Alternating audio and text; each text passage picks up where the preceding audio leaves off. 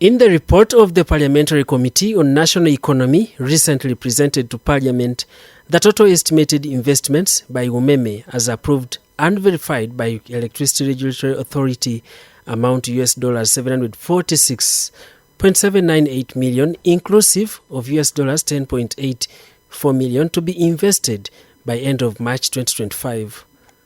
The total amount recovered by Umeme is $625.22 million, leaving a balance of $127.66 million unrecovered investments.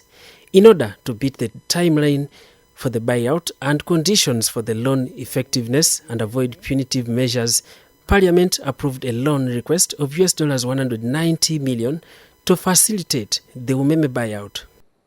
The Auditor General Edward Akol has released the final figures for the valuation costs for the capital investments, estimated at $118 million, which is about 433.6 billion shillings. This is less by $72 million from $190 million earlier approved by Parliament.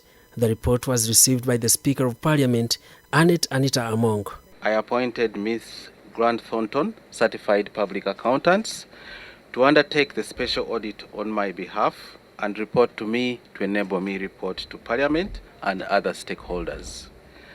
The special audit has now been finalized. So we should be able to pay what Auditor General is reporting, not the estimate that were given. And as we made a disclaimer that day, that we shall only pay based on the Auditor General's report. And after Later, the Minister of State for Finance in charge of general duties, Henry Musasizi, presented the report to the House, chaired by Deputy Speaker Thomas Tayebwa, and the House adopted it. Between Umeme Limited and Uganda Electricity Distribution Company Limited. This is a report of the Auditor General, who is part of the House. Okay, I don't want to subject it to debate. We just want this report to go to government so that now for us we have finished our part. A section of MPs has stated approving the final audit report by the Auditor General, calling for its scrutiny. But the Deputy Speaker, Thomas Tayebwa, responded on the procedure of handling a special report. This, Mr. Speaker, is going to be the first in modern history of Parliament that a report can be read there and MPs pass it without even seeing it. I think it would be prudent that the Auditor General's report is, number one, verified, studied. The timeline is honorable colleagues. Otherwise, what do I lose by referring it to the committee? I would love that. But now, if we are to beat the deadline of 31st of March, which is next Monday, that is in the contract, whereby if we don't settle by that timeline, Umeme will get a blank check.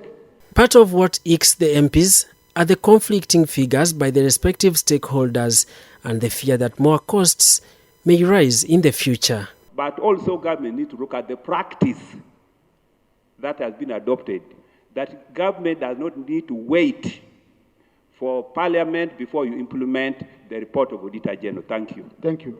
And in the second place, we were meant by rules, and under even a layman person could do this, to go on ground and ascertain exactly what government is buying out from Umeme.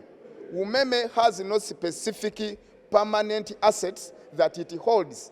The Deputy Speaker of Parliament, Thomas Tayebwa, guided that the Ministry of Energy and Mineral Development reports back to the House after implementing the buyout process. Daniel Mugoya, Gloria Gutabinji, UBC News.